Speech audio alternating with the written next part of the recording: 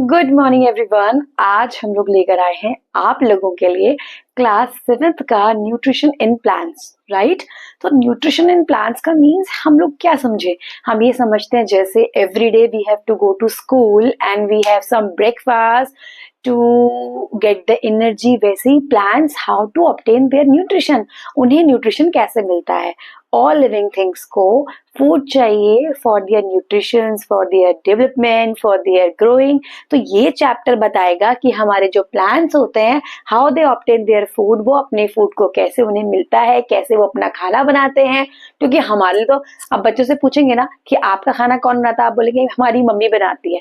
पर यहाँ पर बात आ रही है कि भैया प्लांट्स कैसे ऑब्टेन करेंगे अपने फूड को। तो how to obtain the plant, specially they get their nutrition. तो हम इस चैप्टर में सारी की सारी स्टडी करेंगे different types of plants, different types of their nutrition, different types of their requirement, right. तो स्टार्ट करते हैं चैप्टर। सबसे पहले हम जो टॉपिक है हमारा न्यूट्रिशन इन प्लांट्स में, we get to know something about what is nutrition. ये न्यूट्रिशन क्या है भैया, ये न्यूट्रिशन को भैया कैसे हम ले सकते हैं। तो न्यूट्रिशन का मतलब होता है कि जो भी फूड हम ले रहे हैं, the food whatever we intake in our body and utilize this our food for getting the energy, for development, for growth, that is called the nutrition। यानी हमारी बॉडी में जो हमारी मम्मी लोग ब्रेकफास्ट, लंच और dinner हमें कराते हैं, उससे जो मेन चीजें हमें मिलती हैं वो न्यूट्रिशन है, जिससे हमारा ग्रोथ होता है, डेवलपमेंट होता है। तो अभी हमने यहाँ पे देखेंगे the process of intake of food, यानी ऐसा प्रोसेस जिसमें हम अपने खाने को लेते हैं और उसका प्रॉपर यूटिलाइजेशन करते हैं अपनी बॉडी के, हम प्लेइंग में, वॉकिंग में, रनिंग में। वैसे ही प्लांट में भी बहुत सारे डिफरेंट की चीजें होती होंगी जिसके लिए वो क्या करते हैं, न्यूट्रिशन करते हैं। अब आपको पता होगा जब हम छोटे होते हैं तो छोटे से यानी हम 5th class, 4th class, 3rd class, 6th class और अभी तो 7th क्लास है, तो यहाँ तक आते आते we easily get to know plants are producers. हम एक वर्ड यूज करते हैं कि प्लांट्स जो होते हैं वो प्रोड्यूसर्स होते हैं। Plants are producers, plants producers होते हैं, ठीक है। तो बच्चा लोग, प्लांट्स हमारे प्रोड्यूसर्स होते हैं, फिल्मों वाले प्रोड्यूसर्स नहीं, जो अपने फूड को खुद बनाते हैं। तो ऐसा क्यों होता है कि प्लांट्स को हम प्रोड्यूसर्स कहते हैं, ऐसा रीजन क्या होता है, ऐसा क्या चीज होती है कि प्लांट बेचारे अपना न्यूट्रिशन खुद ही बनाते हैं, खुद अपना फूड बनाते हैं, किस कैटेगरी में आते हैं। और those plant which is depend on the others, ऐसे प्लांट जो दूसरे पे डिपेंड रहते हैं, उन्हें हम क्या कहते हैं, उनमें न्यूट्रिशन कैसे होता है। तो इस वाले चैप्टर में यही स्टडी करेंगे।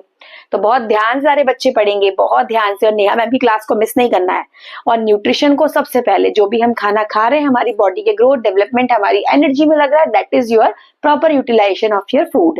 अब हम एक वर्ड यूज करते हैं जो मैंने यहाँ बोला है कि प्लांट्स आर प्रोड्यूसर्स, जो हम पहले बचपन सुनते हैं। तो सब लोग सोचो 1 सेकंड के अंदर, जल्दी सोचो, 1 1 2 2 3 3, सोचो। Very nice. Why plants are the producer? Because the plants make their own food. ठीक है, प्लांट्स अपना खाना खुद बनाते हैं। अभी पूछूंगी क्यों अपना खाना बनाते हैं और what is the name of this process, ठीक है। तो जल्दी जल्दी नोट करो, प्लांट्स आर द प्रोड्यूसर्स। ये क्वेश्चन आता है एग्जाम्स में आपके, ठीक है। Yes everyone, कि we know that plants are producers होते because they make their own food with the help of carbon dioxide, water, chlorophyll, minerals, बहुत सारी चीजें होती हैं, राइट। हम लोग तो अपना खाना, हम लोग किसके ऊपर डिपेंडेंट होते हैं, we are always depend on plants और we are depend on the animals. Animals in the form of like, आप कोई लोग फिश खाते हैं, कुछ फ्लैश खाते हैं, कुछ लोग जो है वो चिकन खाते हैं, और एज अ प्लांट हम सारी वेजिटेबल्स तो खाते ही हैं। तो अभी क्या होता है, जो हमारे प्लांट्स होते हैं ना, उसे हम ऑटोट्रॉफ्स भी बोलते हैं। ऑटोट्रॉफिक न्यूट्रिशन इसलिए बोला जाता है, auto means self, trophos means nutrition, जो अपना खाना खुद बनाते हैं, they never depend on others. याद रखिएगा कि हम अपनी एनर्जी लेते हैं प्लांट से, और जो animal, those animals who eat only the flash of other animals, जो एनिमल्स दूसरे एनिमल्स का फ्लैश खाते हैं, याद रखिएगा उनको भी एनर्जी प्लांट से मिलती है। पूछो तो कैसे, क्योंकि एक बड़ा एनिमल जब छोटे वाले एनिमल को खाता है तो वो छोटा एनिमल हो सकता है कि वो प्लांट भी खा रहा हो, समझ गए ना। तो यहाँ पर हमारे प्लांट बेचारे खुद अपने खाना खुद बनाते, they make their own food, that is called their autotrophs. और ऑटोट्रॉप्स का बहुत बड़ा रीजन होता है कि उसके अंदर एक प्रोसेस होती है, and what the name of this process वो हम आगे बताएंगे। आप लोग सोचिए एक सेकंड के अंदर कौन सी प्रोसेस में प्लांट्स अपने फूड को खुद बनाते हैं। आप याद रखिएगा कि बहुत सारे प्लांट्स जो होते हैं ना, they have a green colour, a chlorophyll which is responsible to make their own food, यानी जो उनका ग्रीन कलर होता है, इट्स अ वेरी रिस्पॉन्सिबल। और कई बार बहुत सारे बैक्टीरिया जो होते हैं, they also having the green colour, they have also a chlorophyll which make their own food. ठीक है, तो अब वो प्रोसेस को ध्यान रखिए, एक सेकंड का टाइम दे रही हूँ। You have to learn that process which they make their plants make their own food. फटाफट देखिए एक सेकंड के अंदर। देखिए उस प्रोसेस को क्या कहते हैं, the process by which green plants make their own food, that is called the photosynthesis, right? अब देखिए बहुत सिंपल से तरीका है। फोटो मीन्स होता है लाइट। हम कहते हैं ना फोटो क्लिक कर दो ना, फोटो क्लिक प्लीज कर दो ना, तो उसमें से भी क्या आती है, लाइट फ्लैश आता है ना। तो photosynthesis, what is the meaning of photo? Photo means light and synthesis mean putting together, यानी सब चीजें एक साथ मिलके क्या इंपॉर्टेंट चीज बनाती। देखिए the process by which plants, green plants make their own food from, क्या क्या चीजें होती हैं, that is your carbon dioxide, very good, water होता है, in the presence of sunlight, बिना सनलाइट के तो प्रोसेस हो ही नहीं सकती, क्योंकि सनलाइट एक ऐसी प्रोसेस होती है जो पूरा का पूरा ग्रीन प्लांट्स को कंप्लीटली क्या देती है, सपोर्टिंग सिस्टम। और इंपॉर्टेंट चीज है ग्रीन कलर का क्लोरोफिल। ठीक है, क्लोरोफिल इज वेरी इंपॉर्टेंट हर ग्रीन प्लांट्स में, स्पेशली फॉर, हम बोलेंगे green plants contain the chlorophyll. तो carbon dioxide plus water, sunlight की प्रेजेंस और क्लोरोफिल में ग्लूकोज और ऑक्सीजन बनता है।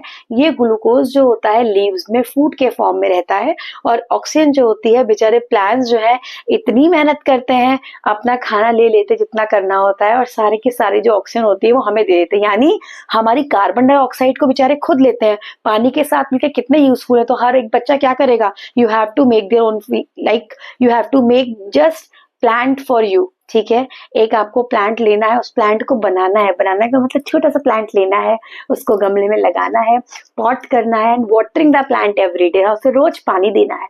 जब आप एक प्लांट लगाएंगे, और कोशिश कीजिए एवरीवन, जब आपका बर्थडे आता है तो in your every birthday you have to make your own pot, अपना अलग से गमला बनाइए, और अपने बर्थडे में, अपने पापा के बर्थडे में, कहीं पार्क में जाके, अपनी बालकनी में, जहां पर भी यू नीड अ स्पेस, कहीं भी आपको जगह मिल जाए, यू गेट द स्पेस, तो वहां पे जाके प्लांट्स को जरूर लगाइए, because plants is very important.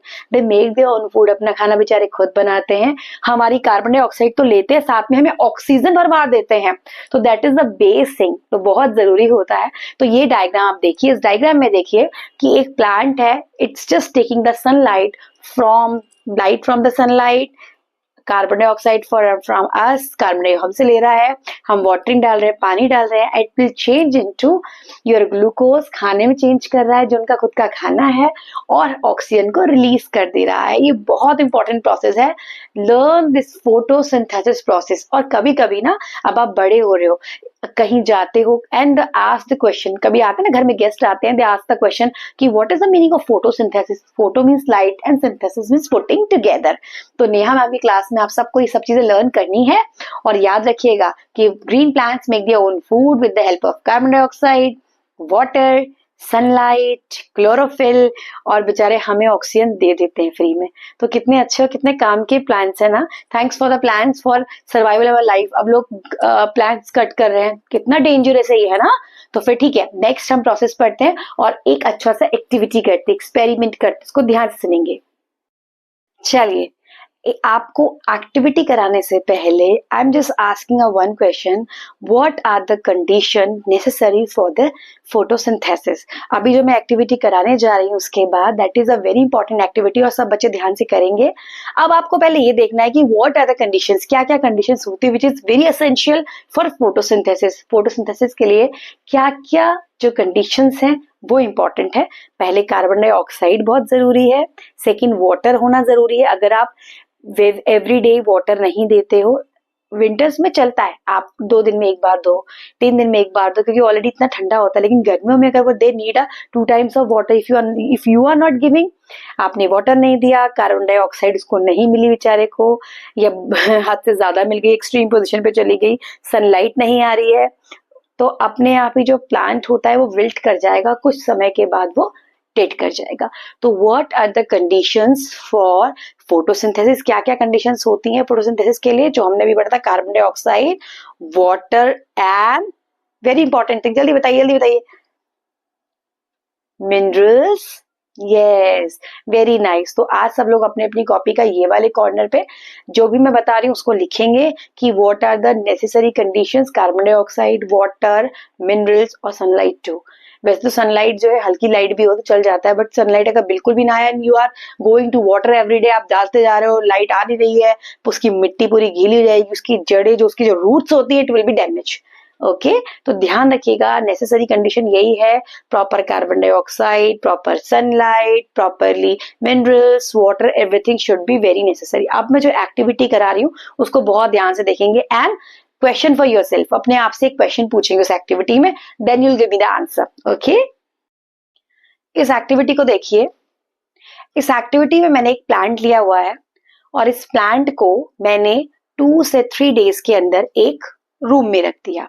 ठीक है, आफ्टर 2 to 3 days मैंने क्या ध्यान रखा कि मेरे प्लांट्स में कुछ प्रॉब्लम आ रही है, बट मैंने उसको ऐसे ही रखा। उसके बाद मैंने उसकी एक लीफ ली, देखिए अभी आपको लीफ दिख रही है, इस लीफ को मैंने किसी ब्लैक स्ट्रिप से, जैसे ये लीफ है, लीफ के बीच में देखिए मैंने ब्लैक स्ट्रिप लगा रखी है, और ब्लैक स्ट्रिप से बिल्कुल बीचों बीच मैंने ब्लैक स्ट्रिप लगा दी। उसे 2 to 3 days के लिए डार्क रूम में रखा, अंधेरे रूम में रखा। ठीक है, उसके 3 या 4 दिन के बाद, after 2 3 and 4 days we have to go for sunlight. और मैंने इस वाली जो लीफ जिसमें मैंने ब्लैक स्ट्रिप लगा रखी थी, ये ब्लैक स्ट्रिप वाली मैंने लीफ को यहाँ से ब्रेक करके यानी यहाँ से अलग किया और मैं इसको अलग से एक वॉच ग्लास में लेकर आ गई। ठीक है, और मैंने इस लीफ को यहाँ पर लेकर इसमें से ये ब्लैक कलर की स्ट्रिप को रिमूव किया। तो अब जब ब्लैक कलर की स्ट्रिप आप 3 days के बाद रिमूव करोगे वॉच ग्लास में, तो कुछ ऐसे ऐसे करके आपको दिखेगा उसमें कि लीफ हल्की ग्रीन दिखेगी और यहाँ वो बिल्कुल लाइट हो चुका होगा। ठीक है, तो मैंने क्या किया कि इस लीफ को मैंने पहले अल्कोहल में वॉश किया, फिर मैंने गरम गरम पानी में उसको वॉश कर लिया, सिर्फ इसी लीफ को। ठीक है, अब मैं आपसे 3 क्वेश्चंस पूछ रही हूँ। ठीक है, बहुत ध्यान से। ठीक है, जब मैंने इतना किया, इसी लीफ को जब मैंने पहले अल्कोहल लिया और अल्कोहल से मैंने इसको पूरा वॉश किया, फिर मैंने एक पानी लिया, बॉयल वाटर नहीं कह सकते पर बॉयल से थोड़ा कम पानी मैंने वार्म लिया और उसमें फिर मैंने इस लीफ को वॉश किया। उसके बाद मैंने इसमें क्या मिलाया, जल्दी बताओ क्या मिलाया होगा मैंने। उसके बाद इसमें क्या मिलाया, कौन सा सॉल्यूशन मिलाया होगा, जल्दी बताओ, सोच के बताओ क्या करा होगा मैम ने। वेरी गुड, मैंने इसमें आयोडीन का सॉल्यूशन मिक्स कर दिया।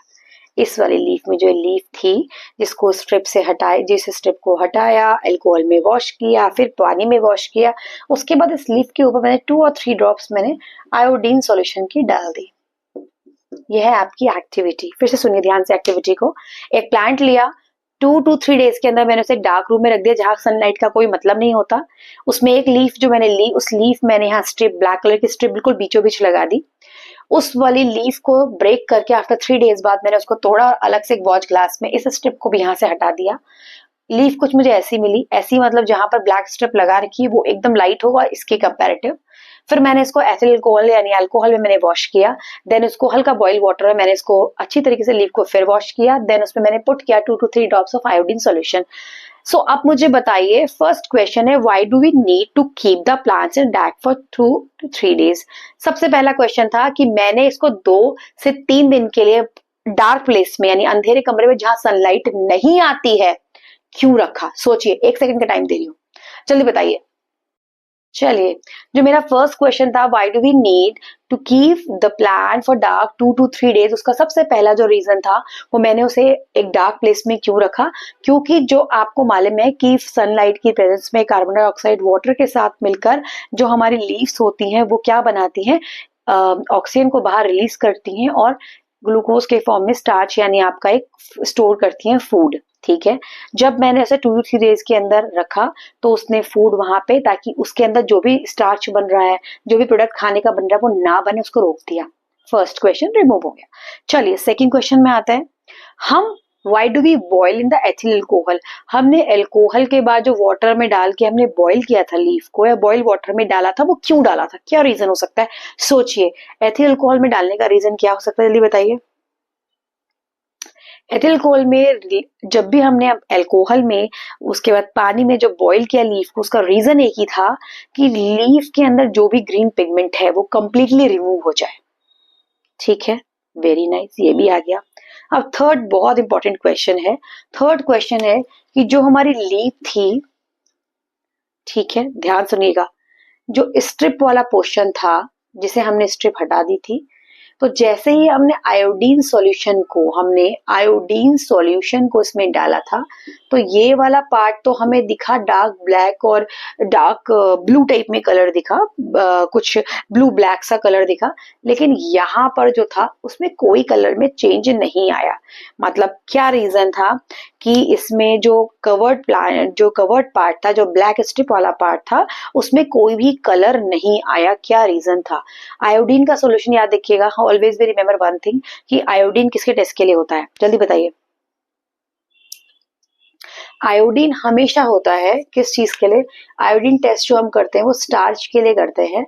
जब इस लीफ में हमने ये देखा कि जब ये लीफ का ये पोर्शन जो कि स्ट्रिप के बाहर था रेंज के, इसका जो कलर था वो ब्लू ब्लैक आया आयोडीन का टेस्ट करने पे, इसका मतलब है लीफ में 2-3 दिन के अंदर यानी डार्क में रखने के बावजूद भी यहाँ पर जो था हमारा क्या चीज था, स्टोर था स्टार्च का।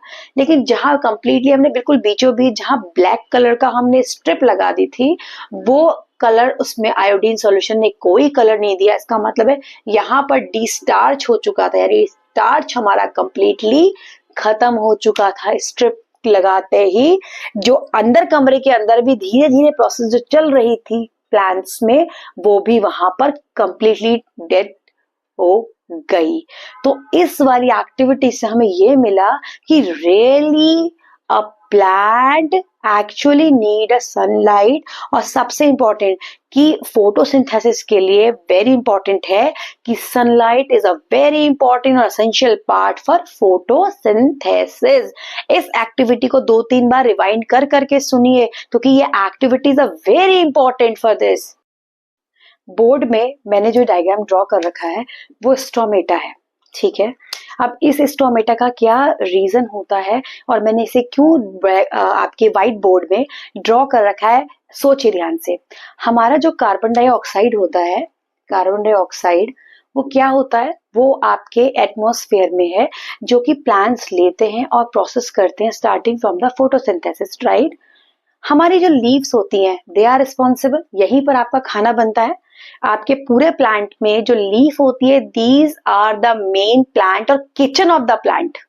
जो जैसे मम्मी हमारी क्या करती है, खाना कहाँ बनाती है, किचन में बनाती है ना, वैसे ही पूरे प्लांट के लिए जो किचन होता है वो आपका लीफ होता है, ठीक है। ये leaf is the plant of the आपके प्लांट, राइट। तो होता क्या है कि जो लीफ होता है, इसका जो अंडर कवर्ड पार्ट, जो नीचे वाला पार्ट होता है, लोअर पार्ट होता है, वहां पर इस तरीके के छोटे छोटे कुछ स्ट्रक्चर्स होते हैं, that is called stomata. And what is the being behind the stomata's work? Stomata is responsible to grasp or just crapping or just grasping the carbon dioxide।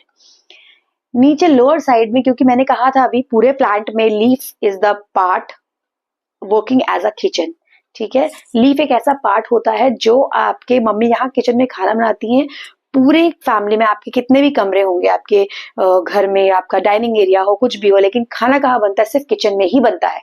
वैसे ही प्लांट में चाहे रूट्स हैं कुछ भी हैं, लेकिन leaves are the responsible for working as a food production, ठीक है। तो यहाँ पर अब लीफ में भी क्या चीजें होती हैं, लीफ में नीचे स्टोमेटा होते हैं, तो स्टोमेटा जो होते हैं रिस्पॉन्सिबल होते हैं, वो क्या करते हैं, कैचिंग करते हैं कार्बन डाइऑक्साइड को, और इनके अंदर जो क्लोरोप्लास्ट होता है वही रिस्पॉन्सिबल होता है किस चीज को करने के लिए, वो क्लोरोप्लास्ट जो होता है ना कहीं आप देख के चाहिए कि एक पूरा का पूरा एक चक्र है, क्लोरोप्लास्ट पूरी एक साइकिल है, क्लोरोफिल, तो ये जो होते हैं खाना बनाने के लिए बड़े इंपॉर्टेंट होते हैं।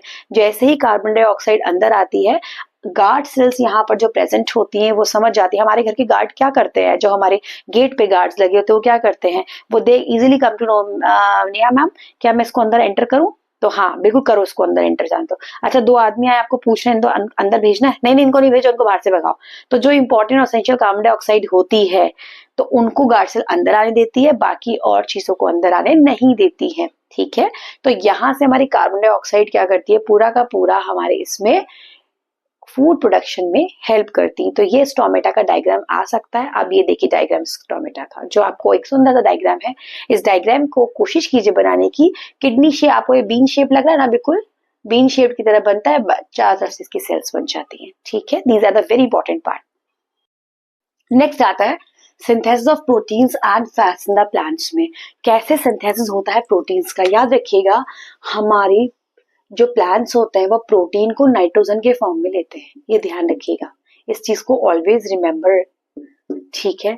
तो कभी भी प्लांट्स जो होते हैं जब भी अपना खाना बनाते हैं, ऐसे plants those really need a nitrogen, they never ever grasp the nitrogen directly, वो डायरेक्टली नाइट्रोजन को नहीं ले सकते एज ऑफ, क्योंकि प्रोटीन का सिंथेसिस करना है तो नाइट्रोजन का हमें करना पड़ेगा, यहाँ से ही ये चीज बन रही है, तो नाइट्रोजन को डायरेक्टली ग्रैस्प नहीं कर सकते हैं। तो हमने एक 6th क्लास में एक वर्ड पढ़ा था, लेग्यूमिनोसोरम पढ़ा था, जिसमें लेग्यूमिनोसोरम यानी जो मटर का जो पी का जो प्लांट है उसमें क्या होता है, राइजोबियम लेग्यूमिनोसोरम, राइजोबियम जो होते हैं वो बैक्टीरिया होते हैं, दे आर रिस्पॉन्सिबल। अब आप ध्यान रखिएगा जो राइजोबियम बैक्टीरिया होते हैं, these are the responsible part, they are very responsible to make this nitrogen to nitrate, nitrite, तब जाके उसके इजी फॉर्म में लेकर वो अपने अंदर लेते हैं, डायरेक्टली नाइट्रोजन को ग्रेस्प नहीं करते हैं। कुछ प्लांट ऐसे होते हैं जो उसी जगह पर उगते हैं जहां पर नाइट्रोजन जो होती है वो बहुत ज्यादा कमी होती है, वो नाइट्रोजन को ग्रेस्प करने के लिए डिफरेंट फॉर्म्स में लेते हैं, यानी नाइट्राइट के फॉर्म में, नाइट्रेट के फॉर्म में, वो आगे आप पढ़ेंगे उनकी जो रिएक्शन होती है उनको भी हम अलग अलग कुछ बोलते हैं। पर आज हमें यहाँ ये समझना जरूरी है कि जब हमारा प्लांट होता है वो प्रोटीन को as a form of nitrogen के फॉर्म में लेता है, ठीक है। दूसरा होता है कि सर्टेन प्लांट्स होते हैं ऐसे, लाइक सनफ्लावर प्लांट्स हो गया, हमने देखा सनफ्लावर ऑयल भी आता है, और सोयाबीन हो गया, एंड द अदर पार्ट अगर मुझे याद है तो मस्टर्ड हो गया। तो इसमें क्या होता है कि जो ये वाले प्लांट्स होते हैं ना, उनके अंदर जो स्टोर्ड फूड होता है ग्लूकोज, वो कन्वर्ट हो जाता है ऑयल्स में। स्पेशली ऐसे प्लांट्स के लिए हम जो हमारे कुकिंग ऑयल्स होता है ना उनको बनाने के लिए यूज करते हैं। तो न्यूट्रिशन द प्लांट्स में अगर हम सिंथेसिस ऑफ प्रोटीन्स की and fats in the plants का है, तो और जो हमारा ऑयल है वो क्या है, एक तौर से फैट्स ही है ना। तो यहाँ पर इसकी कहानी बहुत छोटी सी है, क्योंकि अभी आगे आने वाली चैप्टर्स में आप इसको और डीपली अंडरस्टैंड करोगे, ठीक है। तब तक के लिए इतना समझिए, बहुत जरूरी है चीजें। Next one very important, autotrophic nutrition तो हमने पढ़ लिया कि those plants make their own food, that is called, they are like autotroph, like, ठीक है। Next one the heterotrophic mode of nutrition. What is the meaning of heterotrophic mode of nutrition? अगर आप देखें तो some certain plants and animals depend on the others for food, ठीक है, उसे हम हेट्रो बोलते हैं। Hetero means other, trophic mean nutrition, those who are dependent only the others for food, उसे बोलेंगे हेटरोट्रॉफिक न्यूट्रिशन। अब भैया हमें खाना है तो हम भैया प्लांट, अपना खाना तो खुद बना नहीं सकते, हमें प्लांट्स या एनिमल्स में डिपेंडेंट होना पड़ेगा। वैसे some of the plants are very important, they are depend on the others, ठीक है। इसमें सबसे पहले आते हैं इसके कुछ प्लांट्स की कैटेगरी में इनको डिवाइड किया गया है, यानी some of the category are divided by on the basis of the heterotrophic mode of nutrition. बहुत ध्यान समझेंगे, बहुत ईजी और बहुत याद समझें। देखो बच्चे, सबसे पहली बात तो ये होती है, हम जैसे से आगे बढ़ते ना, some of the terms are very important and we have to learn by your own, ठीक है, हमारे टीचर ने हमको जैसे पढ़ाया था, we have learn by own, और ध्यान से पढ़ना है, वैसे ही आप भी ध्यान से देखेंगे। फर्स्ट वन पैरासिटिक होगा। पैरासिटिक के नेम से ही लग रहा है कि ऐसे प्लांट दोज डिपेंड ऑन, या तो इन में रहेंगे या तो अंदर रहेंगे या उनके ऊपर, यानी the plants take the food और the plant depend on the other plants, वो उनके ऊपर रह के, पैरासिटिक उनके ऊपर रह के अपने मोड ऑफ न्यूट्रिशन को लेंगे। अच्छा, इसमें एग्जाम्पल के लिए तो कस्क्यूटा आता है, कई सारी जो बहुत सारे एक नेटवर्क टाइप का बनता है, उनके ऊपर बीच बीच में उग जाते हैं, उनसे अपना प्लांट से फूड लेते हैं। ये भी प्लांट ही है पैरासिटिक, बट ये दूसरे प्लांट से अपना फूड क्या करते हैं, लेते हैं। एक आता है मिसल स्टोन, वो भी इसी में आता है, पैरासिटिक मोड ऑफ न्यूट्रिशन में। सेकेंड आता है saprophytic. As a name of saprophytic, sapro means यानी डेड एनिमल और डेड प्लांट, यानी डेड एनिमल और प्लांट्स के ऊपर, the plant which depend on the other, on a dead bodies of plants or an animal, that is called saprophytic। saprophytic बोलते हैं, यानी dead animals के ऊपर रह के अपने खाने को लेना। थर्ड आता है सिम्बायोटिक रिलेशनशिप।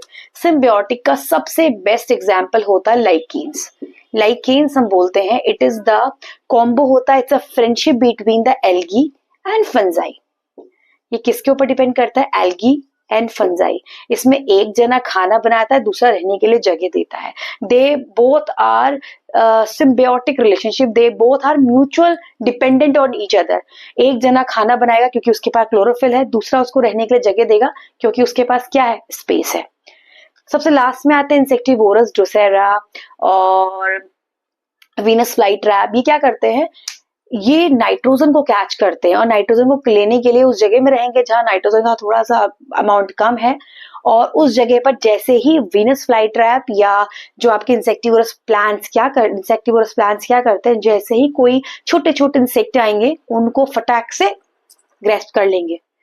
ये पहले ऐसे वीनस फ्लाई ट्रैप, ड्रोसेरा और भी बहुत सारे नाम मैं अभी आपको बताऊंगी तो जनरलाइज कैटेगरी करूंगी। तो ये ऐसे वाले प्लांट हैं जो कि इंसेक्ट को खा के अपनी नाइट्रोजन का जो मैंने बताया ना सिंथेसिस ऑफ प्रोटीन, वो यही वाले प्लांट है जो करते हैं, ठीक है।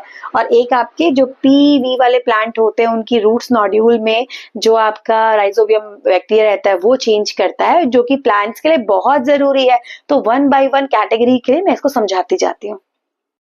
First example for the parasitic nutrition, they depend or feed on the other organism in or on, या तो उसके अंदर या बाहर रह के। ये प्लांट जो होते हैं अपना खाना जो होते हैं लेते हैं और they never make their own food, ठीक है। पर सबके साथ ऐसा नहीं होता, क्योंकि अगर बात हम कस्क्यूटा की करेंगे तो ये टोटल पैरासाइट है, टोटली डिपेंड होता है ऑन द अदर ऑर्गेनिज्म।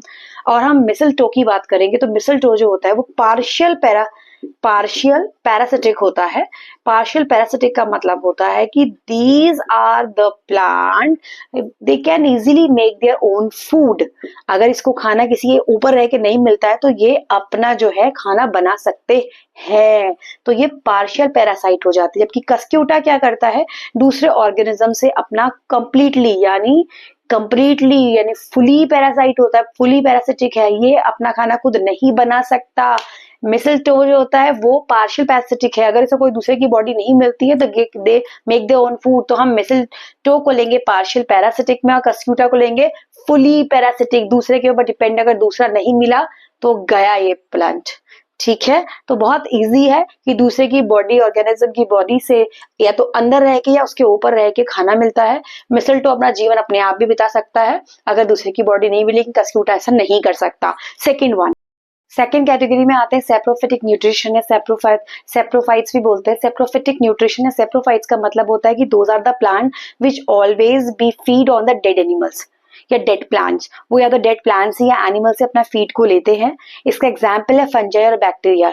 इसमें सेप्रोफिटिक का मतलब ही होता है सेप्रोफाइट्स, यानी जो डेड एनिमल्स या डेड प्लांट से ही अपना खाना लेते हैं। तो उसमें बहुत बड़ी आपको ध्यान लगाने की जरूरत है कि नेम से ही लग रहा है सेप्रोफिटिक। जो फाइट्स होते हैं always remember depend on, feed on the dead parts of the animal or the plants, ठीक है।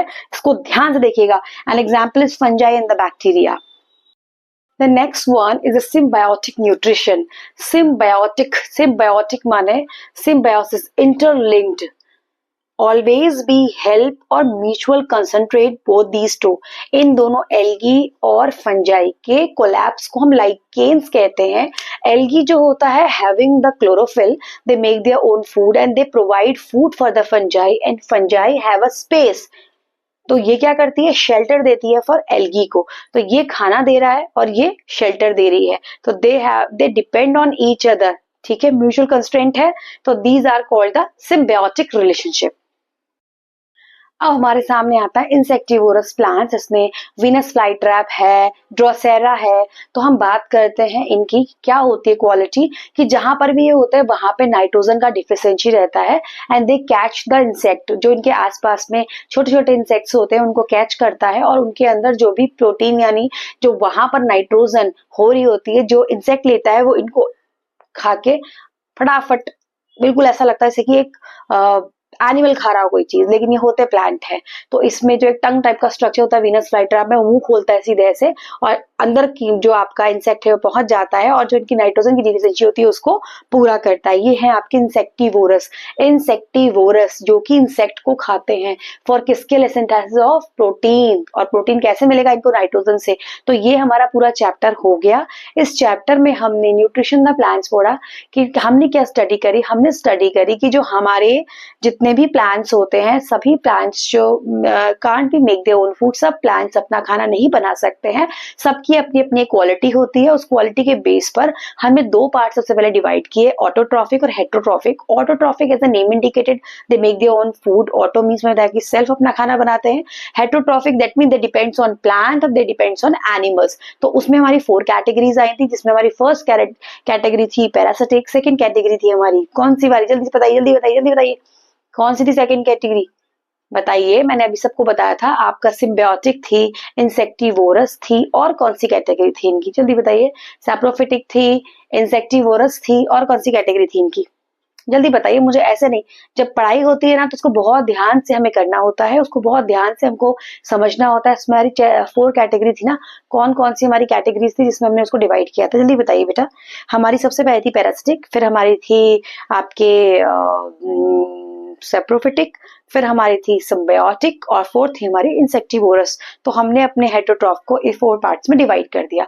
जब भी पढ़ाई करते ना, आंख नाक मुंह सब कुछ खुले होने चाहिए, यानी हम जो भी चीज सीख रहे हैं उसको बहुत मजे सीखिए। और मेरे चैनल को लाइक शेयर और सब्सक्राइब जरूर कीजिए, क्योंकि नेक्स्ट जब भी मैं आऊंगी आपके लिए छोटे छोटे क्वेश्चंस लेके आऊंगी, which is very important, very very important for your further studies. क्योंकि जो भी आप 7th में पढ़ रहे हैं, 6th में पढ़ रहे हैं, 8th में पढ़ रहे हैं, वहीं आगे जाके उसी का एक वाइड फॉर्म आ जाता है। तो नेक्स्ट चैप्टर के लिए, तब तक के लिए अपनी टीचर को लाइक शेयर सब्सक्राइब कीजिए। आपकी Neha ma'am always be just waiting for you. Okay बच्चों।